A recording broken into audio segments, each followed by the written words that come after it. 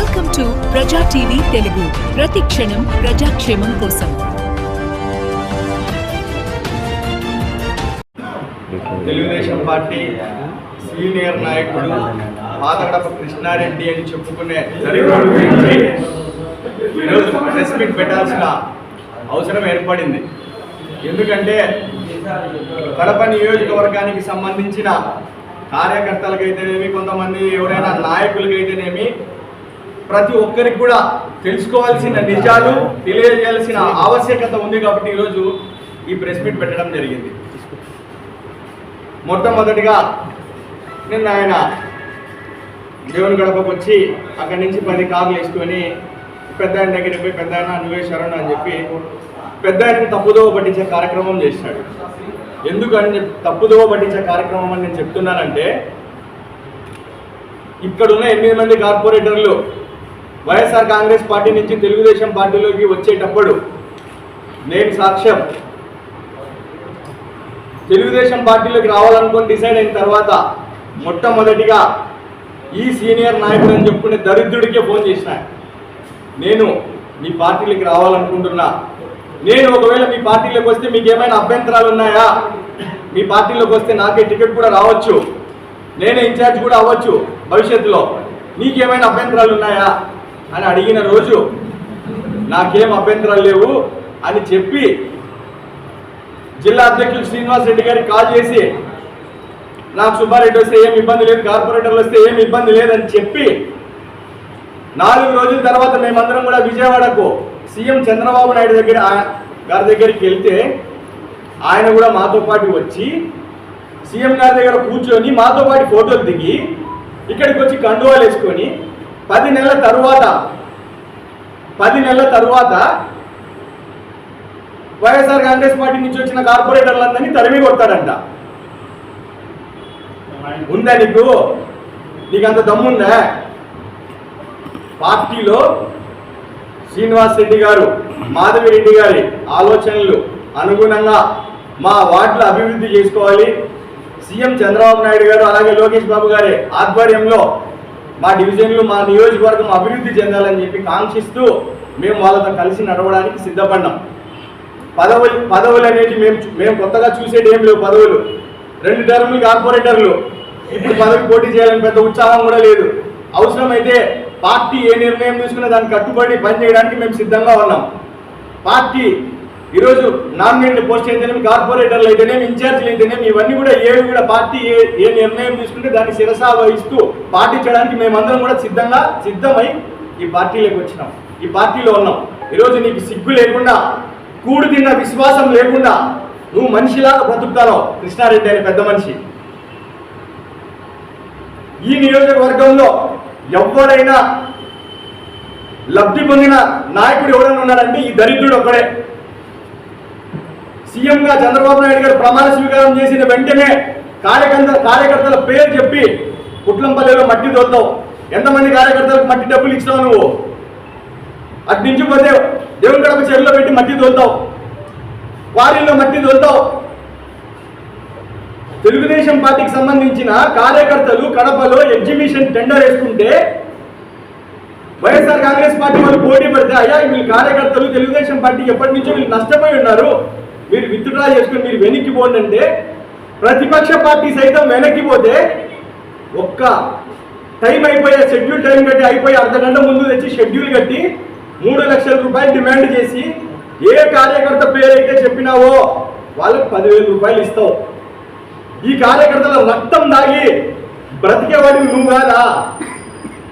కూడు తిన్న విశ్వాసం లేకుండా ఎమ్మెల్యే గారిని నువ్వు మాట్లాడతావు. ఆమెకు బుద్ధి ప్రసాదించాలా, మంచి బుద్ధి. నిన్న శ్రీ వెంకటేశ్వర స్వామి ఆలయ సమీపంలో అత్యంత లబ్ధి పొందిన ఒక తెలుగుదేశం సీనియర్ లీడర్ కృష్ణారెడ్డి గారు ఆయన ప్రసంగంలో ఆయన మాట్లాడిన మాటలు, ఆయన మాట్లాడవలసిన మాటలే కాదు, ఆయన మాట్లాడేటప్పుడు ఎమ్మెల్యే గారు ఇచ్చిన సొసైటీ పదవికి మొన్ననే ప్రమాణ స్వీకారం చేసి సొసైటీ పదవి తీసుకున్నాడు. సొసైటీ పదవికి రాజీనామా చేసి వాళ్ళ మీద అసమ్మతి ర్యాలీ జరిపి ఉంటే చాలా బాగుండేది కృష్ణారెడ్డి గారు. మీరు రెవెన్యూ డిపార్ట్మెంట్లో ఎన్ని విధాలుగా ఎంత దోచుకున్నారో ఎంత దాచుకున్నారో అది కడప ప్రజలకు తెలుసు, పాత కడప ప్రజలకు తెలుసు. మేము ఈరోజు ప్రెస్ మీట్ పెడతా ఉన్నాము అని అంటే కృష్ణారెడ్డి మీద స్లిప్పులో మాకు అతను చేసినవన్నీ ఫోన్లు చేసి చెప్తా ఉంటారు. సొంత బావ ఆస్తి తీసుకున్నావు, నానేపల్లిలో 5 ఎకరాలు తీసుకున్నావు, ప్రకాష్ నగర్లో 20 సెంట్లు తీసుకున్నావు. ప్రతి డీలర్ దగ్గర, రేషన్ షాప్ డీలర్ దగ్గర ఎంత లంచం తీసుకున్నావో మాకు తెలుసు. మేము మా మీద కార్పొరేటర్ల మీద నువ్వు ప్రెస్ మీట్ కార్పొరేటర్ల మీద అభియోగం చేసినావు కాబట్టి మేమంతా స్వచ్ఛందంగా కార్పొరేటర్ల మీద ప్రెస్ మీట్ పెడతా ఉన్నాం. ఎమ్మెల్యే గారి దగ్గర లబ్ధి పొందినారనో ఇంకొకటనో తప్పదు.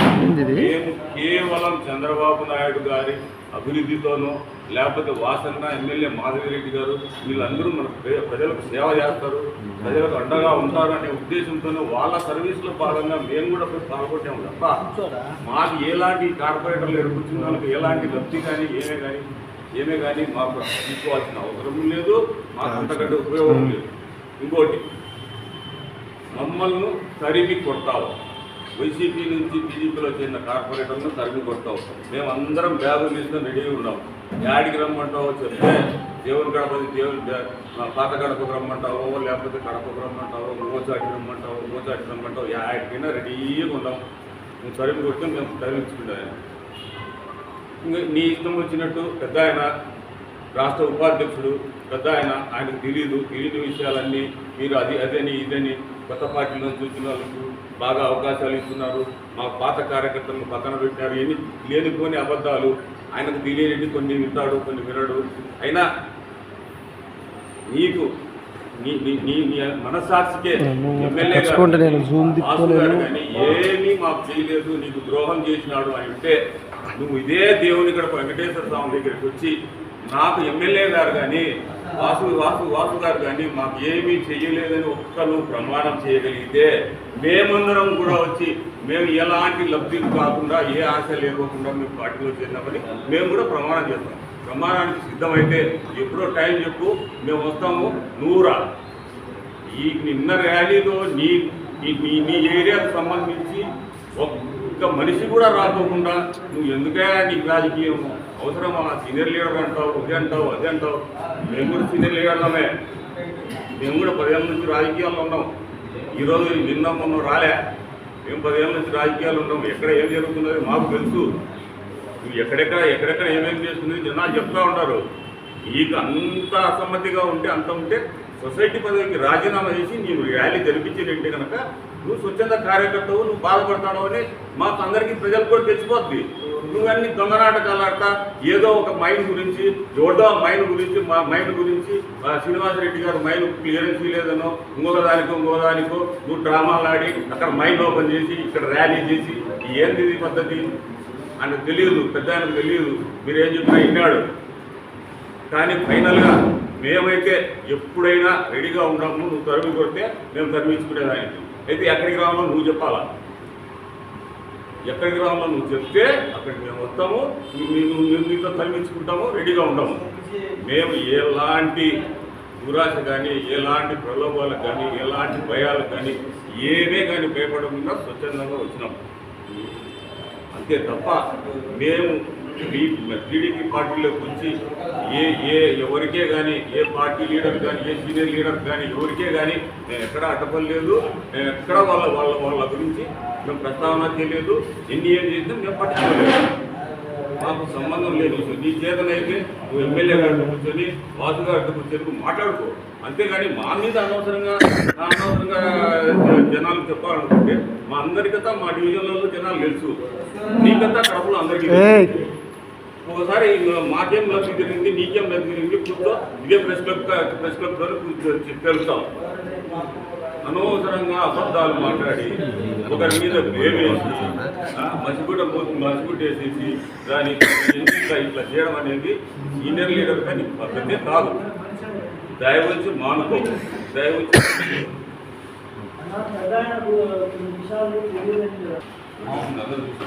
సుమన్ టీవీ 4 ఎకరాల భూమి సొంత బావలి ఆక్యుపై చేసి సొంత బావలి మాకు ఈ ఉండే వాళ్ళకి ఎవరి మీదైనా ఈ అభియోగం ఉన్నాయా? మేము స్వచ్ఛందంగా వచ్చినాం తప్ప మేము ఎలాంటి లబ్ధి కానీ ఎలాంటి ఇది కానీ దానికోసం రాలేదు. ఎవరికి భయపడడం కూడా భయపడం, మాకు భయపడాల్సిన అవసరం కూడా లేదు. రాజకీయ మొత్తం ఇంట్లో కూర్చుంటాం.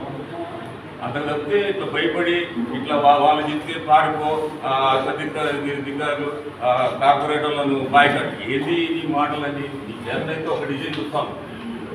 అనవసరంగా ఈ మీద ప్రెస్ మీట్ పెట్టాల్సి వస్తుందని కర్మ